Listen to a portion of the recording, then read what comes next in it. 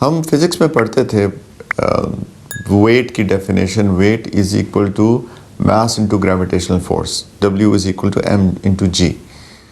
تو جس نے فزکس پڑھی ہے اس کو پتہ ہے کہ یہ ایک فارمولا تھا، ویٹ از ماس انٹو گریوٹی. تو ماس ہوتا ہے ہر چیز کا. یہ ایک فون ہے میرے پاس، یہ ٹیبلٹ ہے، تو یہ اس کا ایک ماس ہے. اب یہی ماس دنیا میں ویئنگ اسکیل پہ رکھوں گا، اس کا ایک ویٹ ہے. اس کو میں چاند پر لے جاؤں، اس کا ایک ڈفرینٹ ویٹ ہوگا. اس کو میں اسپیس میں لے جاؤں گا، اس کا ویٹ 0 ہو جائے گا. ماس تو وہی ہے، لیکن چونکہ اسپیس میں گریویٹیشنل فورس نہیں ہے تو اس کا ویٹ 0 ہوگا. چاند پہ گریویٹیشنل فورس ڈفرینٹ ہے، اس کا ویٹ ڈفرینٹ ہوگا. زمین پہ گریویٹیشنل فورس ڈفرینٹ ہے تو اس کا ویٹ ڈفرینٹ ہے. ہم سب کا ساتھ یہی معاملہ ہے. تو اس سے تو بہت بات سمجھنی آسان ہو گئی. صحابہ کو اس طرح کی مثالیں نہیں دینی پڑتی تھی، کیونکہ ان کا ایمان اتنا مضبوط تھا کہ ان کے پاس جب قرآن اور حدیث کی کوئی بات آتی تھی وہ اس کو ایز سچ لے لیا کرتے تھے. ہمیں سمجھانا پڑتا ہے.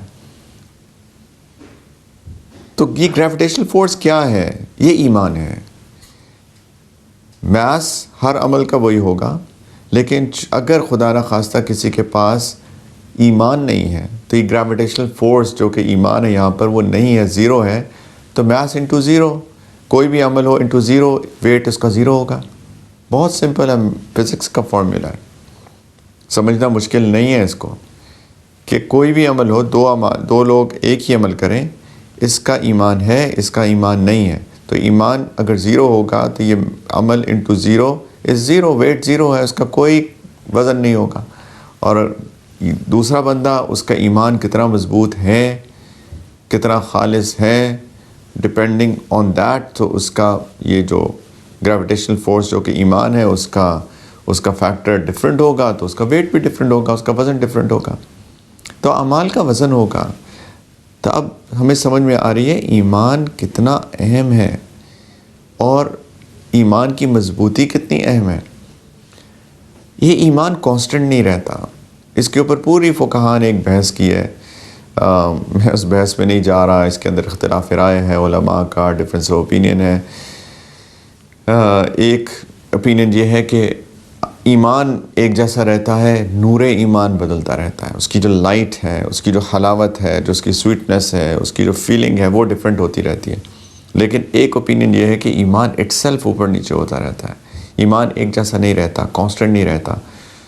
تو اگر ہم یہ اوپینین لے لیں کہ ایمان اوپر نیچے ہوتا ہے، دوسرا اوپینین بھی ویلڈ ہے، یہ اوپینین بھی ویلڈ ہے. اوپینین سے تو فقہاء کے، علماء کے اوپینینز ہوتے ہیں، یہ ان کی آراء ہوتی ہیں، ان کی رائے ہوتی ہے، جو کہ اجتہادی آراء ہوتی ہیں. اور یہ اس میں اختلاف ہوتا ہے، اس میں کوئی ایز سچ جھگڑنے کی، بحث کرنے کی کوئی بات نہیں ہے. بدقسمتی سے ہماری lack of information, lack of knowledge کی وجہ سے، علم کی کمی کی وجہ سے ہم لوگ ان بحثوں میں پڑ جاتے ہیں، جو کہ جس بحث میں پڑھنے کی کوئی ضرورت ہوتی نہیں. تو ایمان اوپر نیچے ہوتا ہے، کانسٹنٹ نہیں رہتا. اس ایمان کو کوشش کرنی ہے کہ جتنا کانسٹنٹ رکھ سکتے ہیں اتنا کانسٹنٹ رکھیں. تو سب سے پہلے تو ایمان ہونا، پھر ایمان کی مضبوطی ہونا، اور پھر اس ایمان کی مضبوطی کو قائم رکھنا. یہ بہت اہم بات ہے، کیونکہ قیامت کے دن یہ ملٹیپلائنگ فیکٹر ہیں. اور دوسرے نمبر پہ آف کورس نیک اعمال، اور اس کے بارے میں انشاءاللہ تعالیٰ بات ڈفرینٹ کریں گے ہم، کیونکہ 2 ڈفرینٹ چیزیں ہیں، ایمان اور نیک اعمال.